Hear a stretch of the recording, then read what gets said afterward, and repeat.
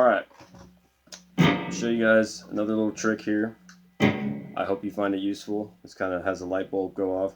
So when you learn all this scales and stuff, you have all this information thrown at you, right? And then you have to memorize all of it. So then you memorize it all. You learn your 5 positions. You learn your mode positions, 3 notes per string. You learn your triads, and you're like, well, I still can't solo. Memorized all this junk you told me to memorize and learn, but I still can't use it, right? Well, nobody can teach you how to do that. That's what really few people ever tell you is like, we're just giving you information. It's like if you wanted to write a song, you know? It's like I can give you the tools, I can give you the major scale, I can give you the chords, but I can't write the song for you because I'm not you. Everyone's their own individual. Your ears hear things a certain way. Your brain retains information a certain way. So you have to find your own little trick that makes it click for you.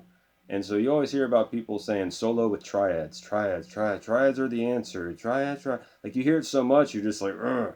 And it drove me nuts because I'm like, how is soloing with a 3-note chord? If I'm in the middle of tearing up some smoking pentatonic solo, how is me thinking about a D chord or a C chord or an A chord, like how is that going to help me solo? You know, it drove me nuts for a long time. And I still don't think I'm using it the way they use it, you know, other players that use like the cage system and everything, but I had to find my own little backwards kind of way that, you know, my little peanut brain could understand. And so what I did was I found this trick for the D shape, and there's ones for other shapes we'll get into later. But there's this D shape, and all you need to know is a couple things. All you need to know is your root note on the B string. If you know all your notes on the B string, you know, D, E, F, G, A, B, if you know that, this will be easy. If you don't, this won't be as simple, but it's still going to be effective because the same pattern works everywhere on the neck. And the only limitation to it is that usually you have to play higher up on the neck. So like if we're doing this C Triad, you can't really play it down here because there's nowhere to go, right? I mean, there's like the C minor pentatonic there, but like we can't do the other things there. So that's the only limitation. But it's not that limiting. So what we're going to do is on the loop I played a C major chord, a C major 7, or C major, C7, and a C major 7. So this will work over any major chord or any dominant 7th chord. It won't work over any minor chords, right? That's a different thing. So what I want to show you is that at your disposal, whenever, it doesn't matter what chord you're on, it doesn't matter if you're playing F or E or G or A or C, it doesn't matter, all of the positions will be the same. So at your disposal, you need to stop seeing the D chord because nobody tells you how to think, right? And I think a big part of it is that there's certain ways you should be looking at things and trying to think when you're trying to grasp it, right? So instead of just seeing this as a D chord or this is a G triad up on the 8th fret, you need to see what's all around it, right? So if you have a G triad up here, let's say the C from the intro, right? You're automatically in the 2nd position of minor pentatonic, right? You're also in the 2nd position of major pentatonic, or 3rd position, sorry. So you have 2nd position minor, all at a C chord, right? So you're right here. And then you have 3rd position of major, right? Okay. You also have the 1st mode, the Ionian, which is just a fancy way to say this is just the plain old major scale, right? And you have that there, right? And then you have the 3rd position of the minor pentatonic right here from your root, right? So you need to start thinking when you see a triad like this, so you can start changing chords. Like if your chord was like a C to a G, right, and they were both major, dominant 7th, whatever, you can apply this everywhere and just move the shape down. So that's what I wanted to go over, was just show you these patterns. I'm not going to show you licks. That's up to you to find those out, figure out what you like to hear. So we'll just start with the C Triad, right? And what you need to be thinking is your root right here on C, you know, this is the 2nd position pentatonic of the minor, right? So right below it'll start on the E, right?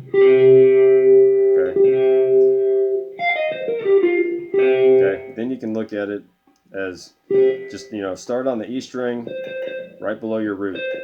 Okay, so right below the B string is where you start the second position minor, right?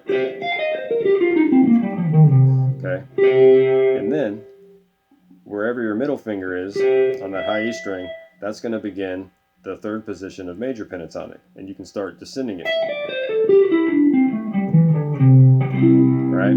Okay, and then you have the Ionian mode, which is same thing. Just start on the E string right below your root, and then you're gonna have this pattern. So you're gonna have to learn to memorize some things here, but it's very effective. So then we're gonna do 3 notes per string. You got 13, 12, 10, 13, 12, 10, 12, 10, 9, 12, 10, 9, 12, 10, 8, 12, 10, 8. So it's not too bad because it's the same for each pair of strings. The B and E have the same pattern.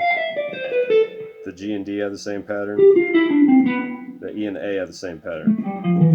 Alright, so whenever you're not knowing where to go or what to do, just know when you get up here,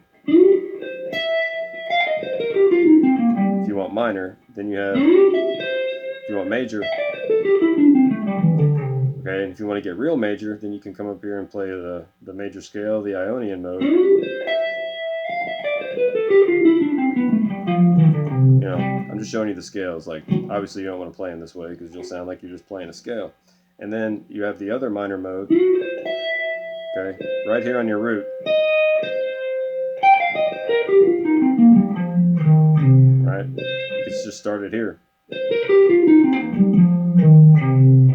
So everything's just right there at your disposal. And so when you play over them, you can get different sounds. So like what I did in the intro was I played major pentatonic over the C major.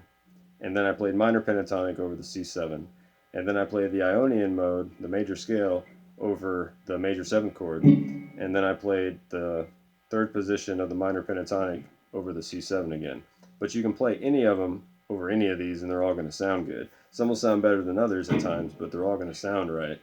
So, you know, you got, like on the major, you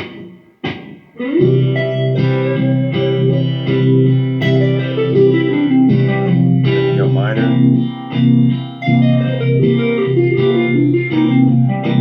right, major again, minor again,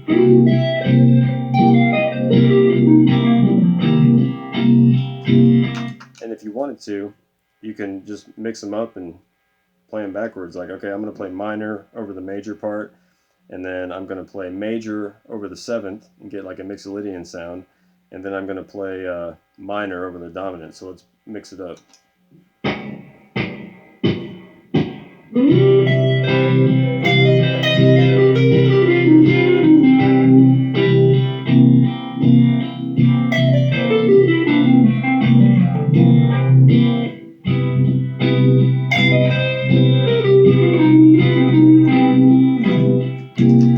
Right, so they're all interchangeable. So on any straight major chord, any major 7th chord, any dominant 7th chord, you can play the Ionian mode, the major scale, or the minor pentatonic scale.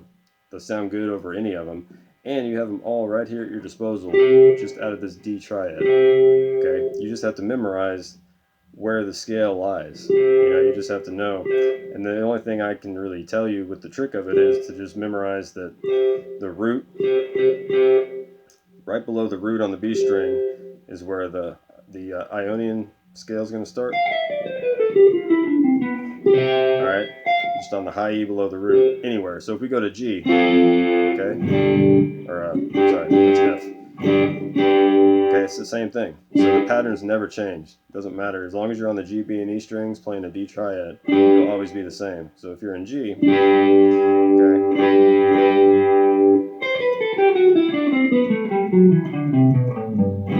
right, all the same.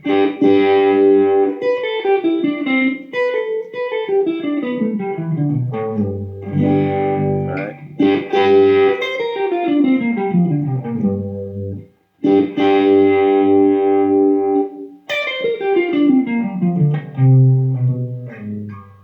You know, it's like it's always there. I missed that last note. It's just...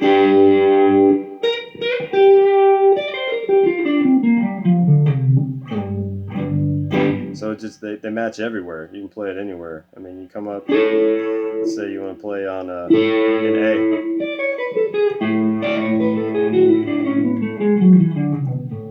All right, same thing. Minor pentatonic. Right there. Okay. And you have your major. Major always starts on the E string. Okay. Or you could look at it as it's always going to start on the major third. Right. Right.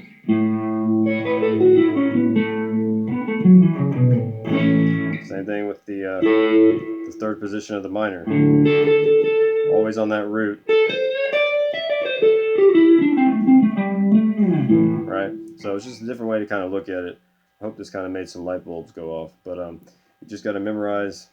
Hopefully you already know those pentatonic patterns. And then it's just that